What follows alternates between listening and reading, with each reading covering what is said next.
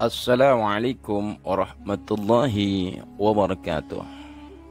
Imam Syafi'i atau lengkapnya Al-Imam Abu Abdullah Muhammad bin Idris As-Syafi'i adalah seorang mufti besar Islam dan juga pendiri mazhab Syafi'i.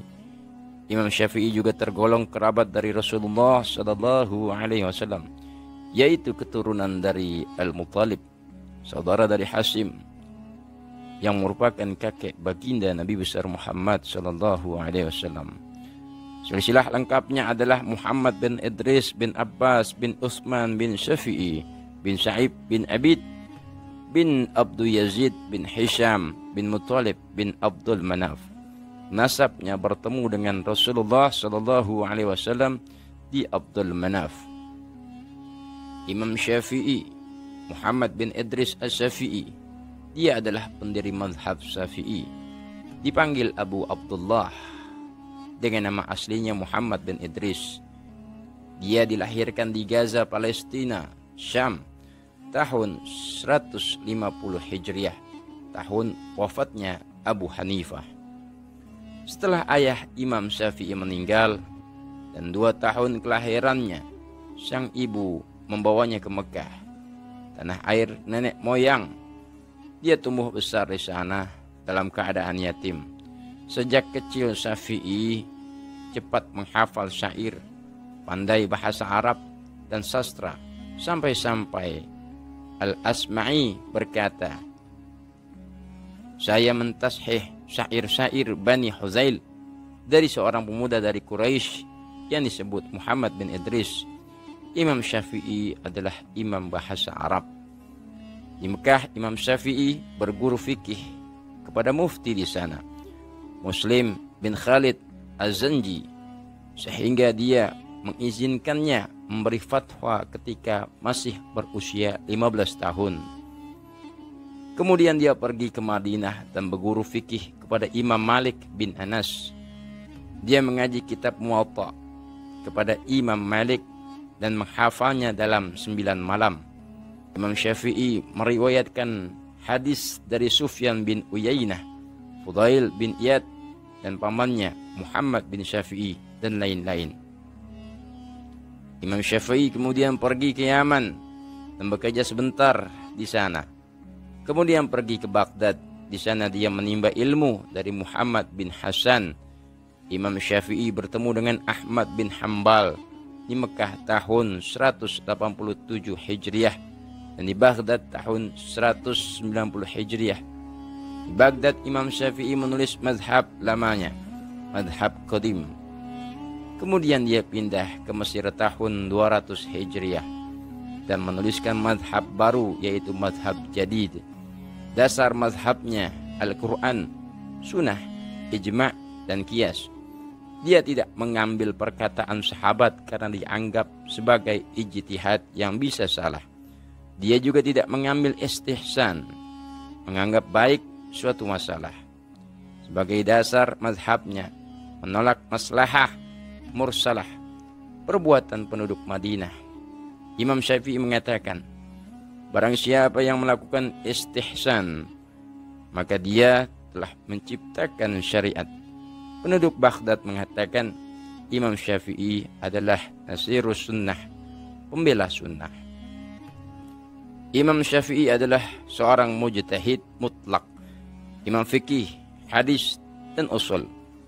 Imam Ahmad berkata tentang Imam Syafi'i, dia adalah orang yang paling fakih dalam Al-Quran dan As-Sunnah. Tidak seorang pun yang pernah memegang pena dan tinta ilmu, melainkan Allah memberinya di leher Syafi'i. Ulama ahli fikih, usul, hadis, bahasa, nahwu, dan disiplin ilmu lainnya sepakat bahwa Syafi'i memiliki sifat amanah, dipercaya, adalah kredibilitas agama dan moral, zuhud, wara', takwa, dermawan, tingkah lakunya baik, derajatnya yang tinggi, orang yang banyak menyebutkan perjalanan hidupnya saja yang masih kurang lengkap. Beliau banyak menghasilkan karya-karya yang diwariskan oleh para pengikutnya, antara lain Jami' al-Saghir, Al-Ummar Risalah, Jami'ah Misan Al-Kabir Al-Wasayah Al-Kabirah. Dikisahkan salah seorang syekh pernah berjumpa dengan Rasulullah Shallallahu Alaihi Wasallam, lalu bertanya kepada Rasulullah Shallallahu Alaihi Wasallam, "Wahai Rasulullah, sebuah hadislah datang kepadaku bahwa di atas bumi ini Tuhan memiliki wali-wali dengan berbagai tingkatan." Rasulullah Shallallahu Alaihi Wasallam menjawab dan bersabda, salah satu di antara mereka adalah Muhammad bin Idris atau Imam Syafi'i. Pada usia 7 tahun dia diberi karunia, yaitu kemampuan untuk menghafal Al-Quran 30 juz tanpa kesulitan apapun. Hal ini karena kecerdasan yang diberikan Allah yang luar biasa, cita-citanya, dan juga karena mempunyai kemauan yang sangat tinggi dan tidak mudah menyerah. Selain pada usia 7 tahun dia sudah bisa menghafal Al-Quran 30 juz, dia juga menguasai ilmu fikih, usul fikih, dan hadis pada usia 10 tahun. Dan pada usia itulah dia sudah mahir membaca kitabnya Imam Malik, yaitu kitab Muwatta. Karena dia sangat rajin belajar, maka di usia remajanya dia sudah menguasai ilmu-ilmu dan dia juga rajin menulis. Karena pada waktu itu belum ada alat tulis, maka karyanya ditulis pada tulang-tulang unta dan kulit kambing dan sebagainya. Sampai akhirnya kamarnya penuh dengan tulang-tulang unta dan kulit kambing. Yang mana dengan tulang unta dan kulit kambing itu membuat dirinya kerepotan dan tidak bisa tidur dan istirahat. Akhirnya dia menghafalkan semua karya-karyanya dan membakar semua tulang-tulang unta dan kulit kambing tersebut. Dengan begitu dapat memudahkan dia apabila dalam bepergian tidak usah membawa tulang-tulang unta atau kulit-kulit kambing. Cukup dengan menghafalkan karya-karya tulisnya yang banyak. Pada bulan Rajab tahun 204 Hijriah, Imam Syafi'i meninggal dunia di Mesir. Setelah dia mengembara untuk mencari dan memperluas serta memperdalam wawasan ilmunya ke Mekah, Madinah, Yaman, Irak, serta Mesir. Semoga Allah senantiasa melimpahkan kasih sayang dan rahmatnya kepadanya. Amin ya rabbal alamin. Wallahu a'lam bissawab. Sahabat channel Syiar Islam, semoga kisah Imam Syafi'i ini menginspirasi kita untuk terus kita menimba ilmu, untuk terus kita menuntut ilmu.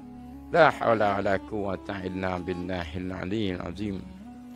Jangan lupa untuk tetap bersalawat kepada baginda Nabi besar Muhammad sallallahu alaihi wasallam. Allahumma salli ala sayyidina Muhammad wa ala ali sayyidina Muhammad.